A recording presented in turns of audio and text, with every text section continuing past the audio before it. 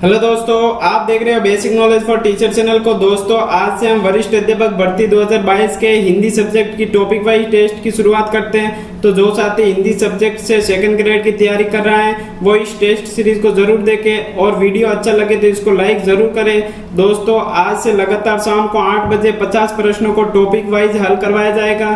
तो चलो आज के प्रश्नों की शुरुआत करते हैं। प्रश्न नंबर पहला है, वर्ण किसे कहते हैं? शब्द को, ध्वनि को, शब्द समूह को, अखंडित शब्द को। वर्ण किसे कहते हैं? जल्दी से बताइए कमेंट बॉक्स में। शब्द को, ध्वनि को, शब्द समूह को, अखंडित शब्द को। वर्ण ध्वनि को कहते हैं। किसको कहते हैं? ध्वनि को। ध्वनि का लिखित रूप क्या होता है? वर्ण।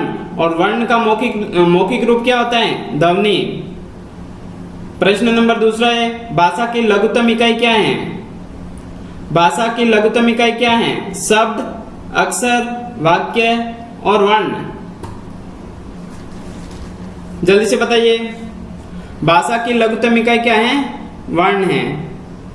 और प्रश्न नंबर तीसरा है, भाषा की लघुत्तम इकाई क्या है? शब्द, अक्षर, वाक्य और ध्वनि। ऊपर वाला प्रश्न है वही प्रश्न है, लेकिन इसमें शब्द चेंज हो गए हैं। जल्दी से देखिए, भाषा की लघुत्तम इकाई क्या है? ध्वनि है। अगर इसी प्रश्न में अगर ध्वनि और वर्ण दोनों दे रखा हो तो सही आंसर क्या होगा? ध्वनि। और अगर ध्वनि दिया हुआ नहीं हो तो क्या होगा? वर्ण। क्योंकि ध्वनि पहले ध्वनि का लिखित रूप वर्ण है। ध्वनि का संबंध है बोलने से, सुनने से। वर्ण का संबंध किससे है? लिखने से और पढ़ने से। प्रश्न नंबर 14, वर्ण कितने प्रकार के होते हैं? 2, 3, 4, 5। जल्दी से बताइए।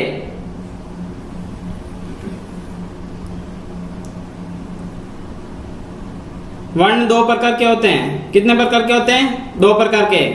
कौन कौन से होते हैं? स्वर और व्यंजन। कुल वर्ण होते हैं। कुल वर्ण कितने होते हैं? 33, 11, 30, 44। जल्दी से बताइए।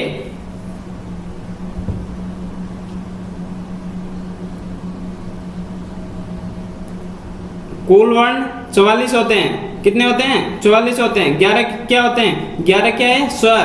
और 33 क्या है? व्यंजन। प्रश्न नंबर 17, स्वरों की संख्या होती है। स्वरों की कुल कितनी संख्या होती है? 8, 7, 7 और 11 कितनी होती है? जल्दी से बताओ। 11। शुद्ध उच्चारण की दृष्टि से कुल स्वर कितने होते हैं? शुद्ध उच्चारण की दृष्टि से कुल स्वर कितने होते हैं? 10, 11, 12, 9।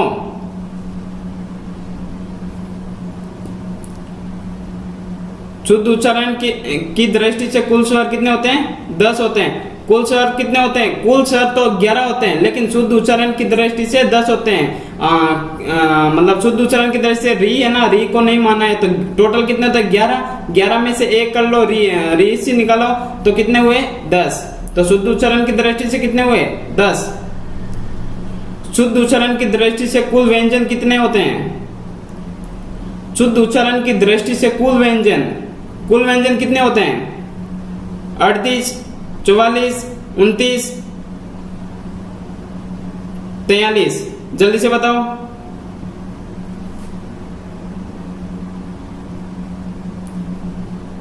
शुद्ध उच्चारण की दृष्टि से कुल व्यंजन कितने होते हैं? 29 होते हैं। अब किस किस को मतलब नहीं माना है? शुद्ध उच्चारण की दृष्टि से किसको नहीं माना है? एक तो क, ख, ग, घ, अंग को नहीं माना है। और किसको नहीं माना है? न को नहीं माना है। किसको नहीं माना है? न को। और ज को, इसको नहीं माना है। और न को नहीं माना है। न। अब ये कितने? 4 है। अब टोटल व्यंजन कितने? टोटल व्यंजन कितने? 33। 33 में से 4 घटाए कितने हुए? 29। कितने हुए? 29। तो शुद्ध उच्चारण की दृष्टि से कुल व्यंजन कितने हुए? 29। शुद्ध उच्चारण की दृष्टि से कुल वर्ण या कुल ध्वनियां कितनी होती हैं? प्रश्न नंबर 9 है, शुद्ध उच्चारण की दृष्टि से कुल वर्ण या कुल ध्वनियां कितनी होती है? 39, 40, 29, 43। जल्दी से बताइए।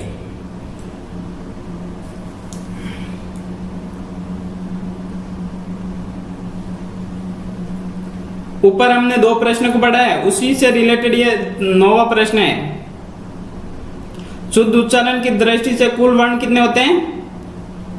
39 होते हैं। आप किस किस को नहीं माना? स्वर थे, स्वर में तो किसको नहीं माना था?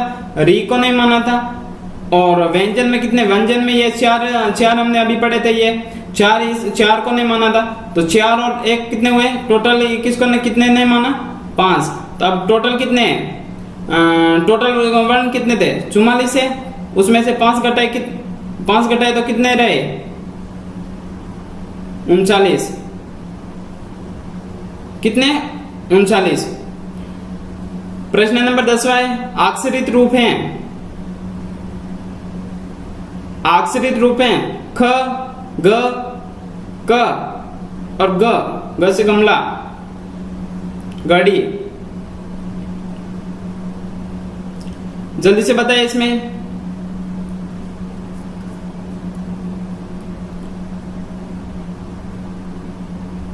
अक्षरित रूप कौन सा है? क है। जिसके मतलब अक्षरित रूप होता है मतलब पूरा अक्षर, ठीक है। ये क्या है? व्यंजन है। व्यंजन के नीचे हलन लगा होता है, ये अक्षरित रूप नहीं है। जैसे मतलब ये क किससे बना हुआ है? क किससे बना हुआ? इस क और प्लस ए से बना हुआ है। तो ये मिलके क्या बनता है? पूरा बनता है ना। तो पूरा होता है, उसको क्या बोलते हैं? अक्षरित रूप। कुल व्यंजन होते हैं। प्रश्न नंबर 11वां, कुल व्यंजन होते हैं 44, 33, 46, 29। जल्दी से बताइए।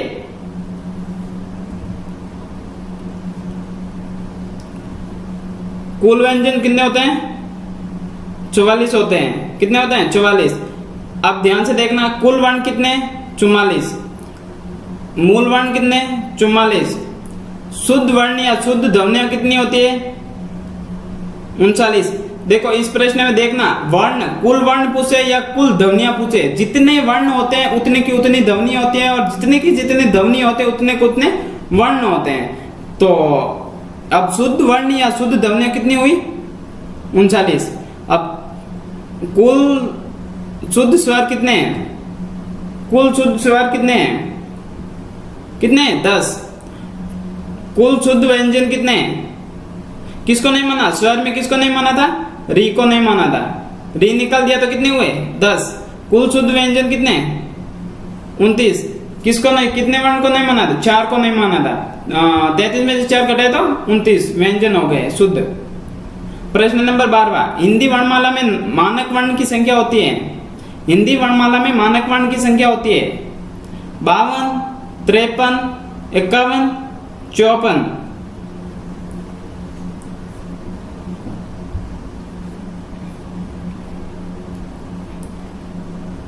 हिंदी वर्णमाला में मानक वर्ण कितने होते हैं? टोटल 52 होते हैं। अयोग्य वाक्य कितने प्रकार के होते हैं? अयोग्य वाक्य कितने प्रकार के होते हैं? 2, 3, 4 और 5। जल्दी से बताओ। प्रश्न नंबर 13 है।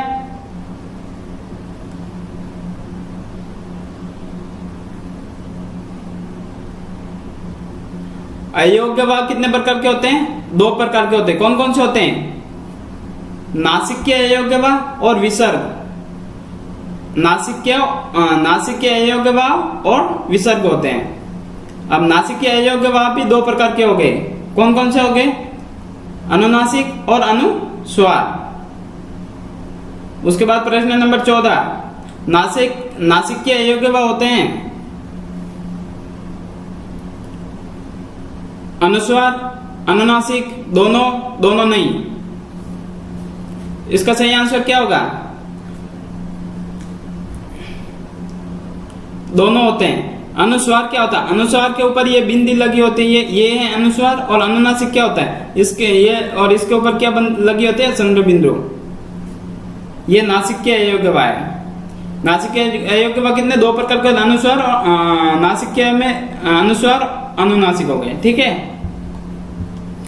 और अयोग्यवा कितने प्रकार के हो गए? दो प्रकार के हो गए, नासिक के अयोग्यवा और विसर्ग। प्रश्न नंबर 15, कुल कितने वर्गीय व्यंजन होते हैं? कुल कितने वर्गीय व्यंजन होते हैं? 23, 25, 30, 44, नहीं 24। जल्दी से बताओ, कुल कितने वर्गीय व्यंजन होते हैं? 25 होते हैं। कौन कौन, कहां से कहां तक होते हैं? क से म तक, क से म तक कुल कितने हुए? 25। कुल कितने अवर्गीय व्यंजन होते हैं? जल्दी से बताओ, 9, 8, 6, 7। कुल कितने अवर्गीय व्यंजन होते हैं? कितने होते हैं? 8। कौन कौन से होते हैं? तो अवर्गीय व्यंजन होते हैं, उसको भी दो भाग में, दो प्रकार के हैं। कौन कौन से हैं? अंतस्थ और उसमेय। तो अंतस्थ में कितने हो गए? अंतस्थ में 4 हो गए, य र ल व, य र ल व 4 हो गए। और फिर उसमें में कौन से होते हैं? उसमें भी 4 हुए। कौन कौन? स स स, ये कौन से हुए? 4। कुल कितने हुए? 8 हुए। प्रश्न नंबर 17वां है, उत्क्षिप्त व्यंजन कौन से हैं? उत्क्षिप्त व्यंजन कौन से हैं? य र ल व, स स स, ड ढ, अक्षर त्र ज्ञ स्र। जल्दी से बताओ,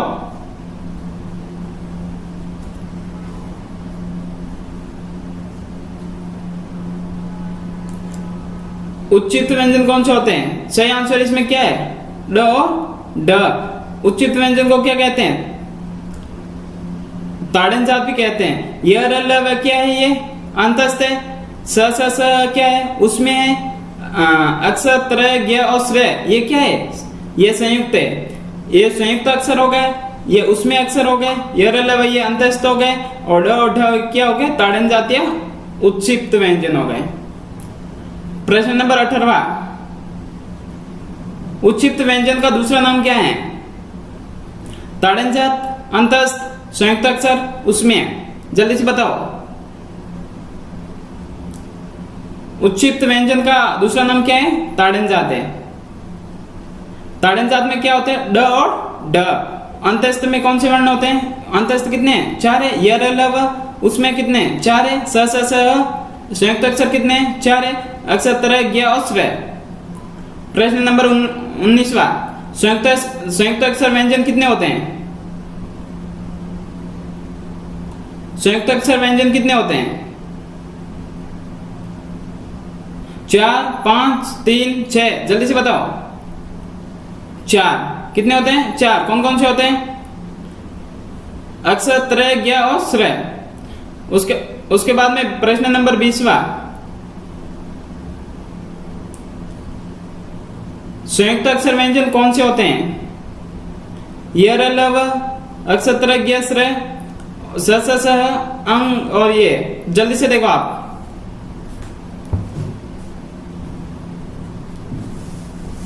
दोस्तों अगर कोई उच्चारण गलत है तो आता है तो आप आराम से उसको समझ, लिखा हुआ उसको पढ़ करके समझ लेना, क्योंकि हमें तो नौकरी चाहिए।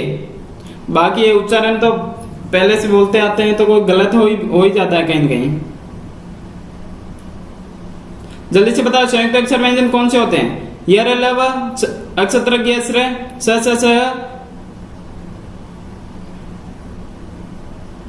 ऑप्शन ख, अक्षर त्र ज्ञ और श्र। ये क्या है? य र ल व क्या है? अंतस्थ।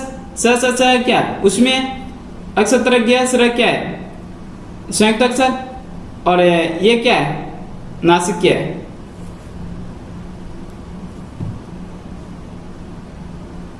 ये अनुनासिक है, नहीं ये अनुस्वार है, ये अनुनासिक है।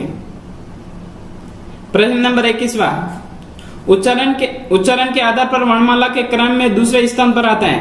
उच्चारण के आधार पर वर्णमाला के क्रम में दूसरे स्थान पर आता है स्वर, व्यंजन, अयोग्यवा और उच्चित व्यंजन। जल्दी से बताओ।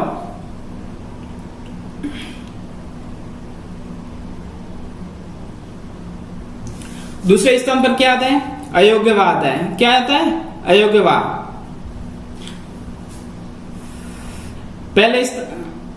उसके बाद में प्रश्न नंबर 22वां है, उच्चारण के आधार पर वर्णमाला के क्रम में प्रथम स्थान पर आता है।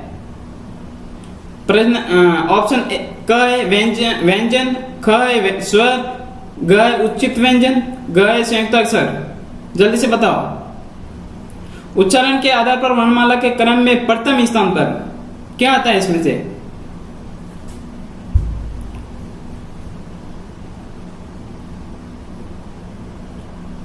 क्या आता है? स्वर आता है। प्रथम स्थान पर स्वर आता है, दूसरे स्थान पर अयोग्यवा आता है, तीसरे स्थान पर व्यंजन आता है, चौथे स्थान पर उच्चित आता है। ठीक है, इस तरह से जैसे यहाँ देखो उच्चारण के आधार पर वर्णमाला का क्रम है, ये याद कर लेना। इसमें से एक आधा प्रश्न सेकंड ग्रेड में आता ही आता है। अगर एक पेपर देख लेना, उसमें ये अयोग्यवा वाला प्रश्न आया हुआ है।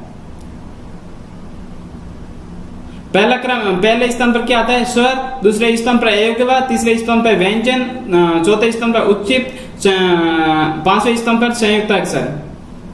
आप स्वर कितने हो गए? 11। अयोग्यवा कितने प्रकार के हो गए? 2। उसके बाद व्यंजन कितने हो गए? 33। उच्चित कितने हो गए? 2। ताड़न जात बोलते हैं जिसको। संयुक्त अक्षर कितने हो गए? 4। ठीक है। प्रश्न नंबर 23वां, पंडित काम प्रसाद गुरु के अनुसार कुल वर्ण की संख्या कितनी होती है? पंडित काम प्रसाद गुरु के अनुसार कुल वर्णों की संख्या कितनी होती है? जल्दी से बताओ।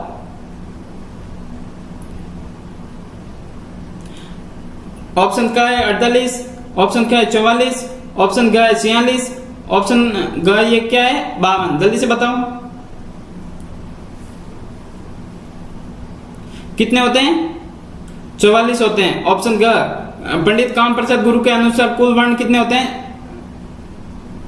46। कौन कौन से होते हैं आप बताओ। पहले तो इन्होंने बोला है स्वर होते हैं। कौन से होते हैं? स्वर। स्वर कितने हो गए? 11 हुए। उसके बाद इन्होंने बोला है व्यंजन, नहीं स्वर, फिर अयोग्यवा लिया है।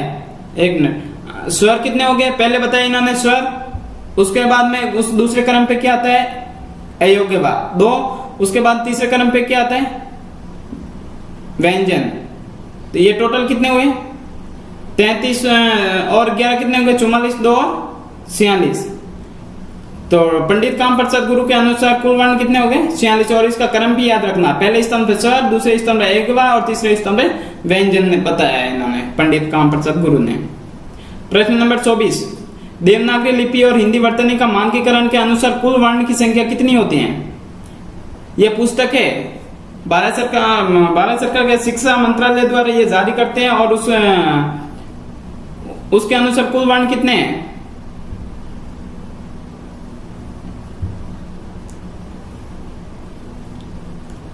ऑप्शन क्या? 46, ऑप्शन क्या? 44, ऑप्शन क्या? 53, ऑप्शन ग कौन सा है? 52। जल्दी से बताओ।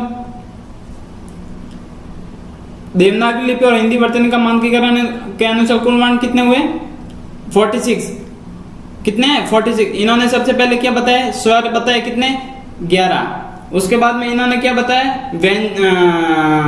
व्यंजन बताया कितने? 33। उसके बाद में उच्चित बताए, कौन से? ताड़न जात बोलते हैं जिसको। तो कितने हुए टोटल? 46। प्रश्न नंबर 25वां है, वर्णमाला में कुल वर्ण की संख्या कितनी होती है? 52, 46, 50, 44। यहां पे पूछा है वर्णमाला में कुल वर्ण। वर्णमाला में कुल वर्ण की संख्या कितनी होती है? जल्दी से बताओ। क 52, ख 46, ग 50 और घ 44। वर्णमाला में कुल वर्ण कितने होते हैं? 52 होते हैं, जिसको मानक वर्ण कहते हैं। मानक वर्ण की कुल कितने होते हैं? 52 कह सकते हैं। वर्णमाला में कुल वर्ण कितने कितने होते हैं? तो 52 है। अब यहाँ पे देखो, पंडित काम प्रसाद गुरु के अनुसार इन्होंने सबसे पहले स्वर को माना है 11, अयोग्यवा को माना है 2 और व्यंजन को माना है 33। और कुल कितने हुए? 46। और देवनागरी लिपि और हिंदी वर्तनी का मानकीकरण पुस्तक के अनुसार कितने? सबसे पहले इन्होंने स्वर माना है 11, व्यंजन माना है 33, फिर उत्क्षिप्त माना है ताड़नजात 2। तो कितने हुए? 33 और 44 और 2 कितने हो गए? 46। कितने हुए? 46। अधिकतर विद्वान के अनुसार क्या अधिकतर विद्वान होते हैं वो क्या मानते हैं? स्वर को मानते हैं। स्वर कितने? 11। फिर अयोग्य कितने हो गए? 2। उसके बाद में व्यंजन कितने हो गए? 33। उत्क्षिप्त कितने हो गए? 2। संयुक्त अक्षर कितने हो गए? 4। इसको सबको जोड़ते हैं तो कितने हो गए? 52। ये क्या है? मानक वर्ण है। सभी कुल मिलाकर कितने? 52। ये कितने हुए? मानक वर्ण। अब स्वर 11 आपको पता है, अयोग्य भी बता दिया, व्यंजन भी बता दिया, उत्क्षिप्त भी बता दिया, और जिसको ताड़नजात बोलते हैं और संयुक्त अक्षर भी बता दिया। उसे प्रश्न नंबर 26 है, आगत वर्ण या घृत वर्ण कुल कितने हैं? आगत वर्ण या घृत वर्ण कुल कितने हैं? 6,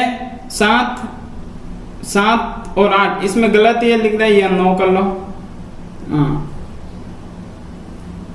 आगत वर्ण या घृत वर्ण कुल कितने हैं? 6, 9, 7, 8। जल्दी से बताओ कितने टोटल? आगत वर्ण को ही घृत वर्ण बोलते हैं। ये टोटल कितने हैं? 7 है। कौन कौन से हैं? एक तो ये आ है, उसके बाद में क ये है, क के नीचे बिंदी है क, फिर ख है, ख के नीचे बिंदी है ख, फिर ग है, बिंदी है, फिर ज, बिंदी और ज, और उसके बाद में फ। कितने हो गए? 1, 2, 3, 4, 5 और 6। और क ज फ टोटल कितने? 7। एक कौन सा बता? कौन सा बचा है? क ख ग ज फ और न।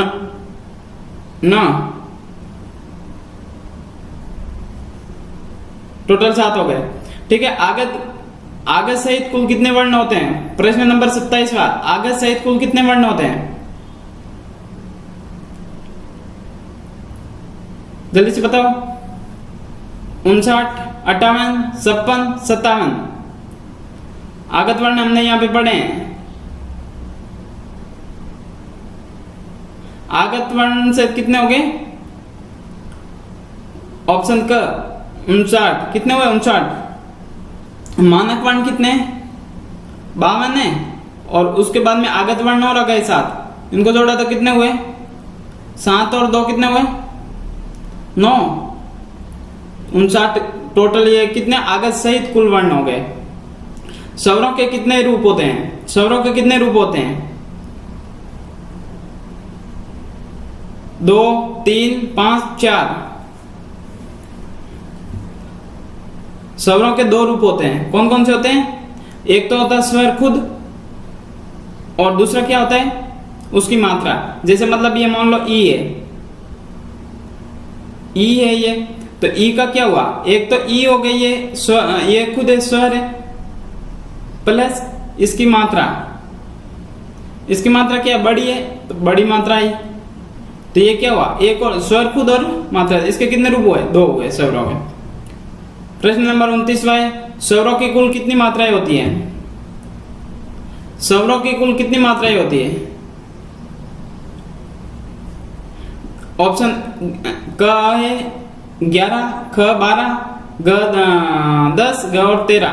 जल्दी से बताओ स्वरों की कुल कितनी मात्राएं होती है?